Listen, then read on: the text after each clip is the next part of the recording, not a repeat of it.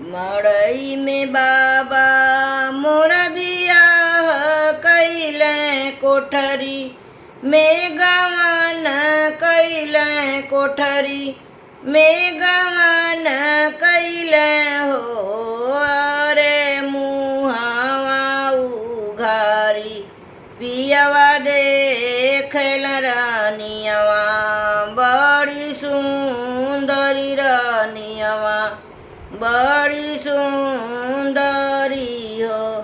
जनी करिय चूल्हा घर बर्तन जानी हो चूल्हा बासन जनी हो चूल्हा बासन हो। धनिया जानी करिहरा मार सोइया चुनरिया तुहरी चोट करही चुनरिया तुहरी चोट करही है हो।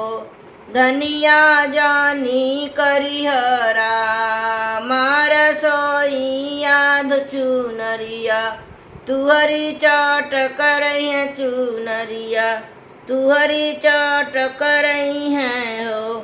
के करिए घर बर्तन के ही चूल्हा बासन है। राजा के करिए रा मार सोइया चुनरिया हमारी चोट करही चुनरिया हमारी चोट करही है हो। राजा के करिए रा मार सोइया चुनरिया हमारी चोट करही चुनरिया हमारी चोट करही है हो।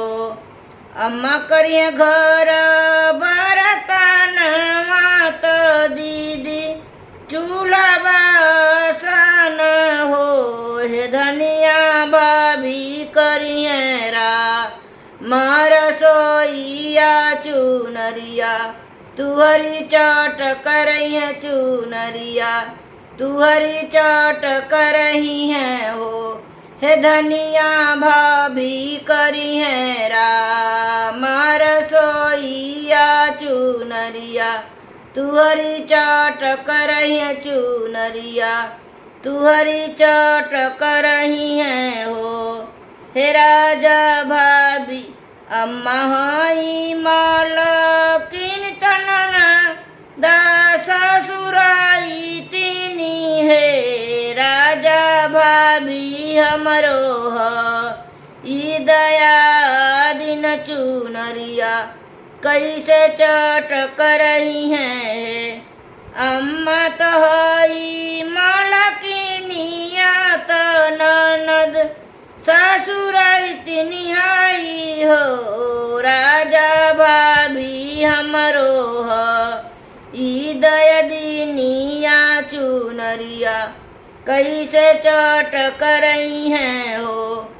राजा भाभी हमरे हई दया दिनिया चुनरिया कैसे चोट करही है हो। मड़ई में बाबा मोर बियाह कैले कोठरी में गवन कैले कोठरी में गवन कैले हो। अरे मुहावा उघारी पियवा देखल रानियवा बड़ी सुंदरी रानियवा बड़ी सुंदरी हो। अरे मुहावा उघारी पियवा देखल रानियवा बड़ी सुंदरी रानियवा बड़ी सुंदरी हो।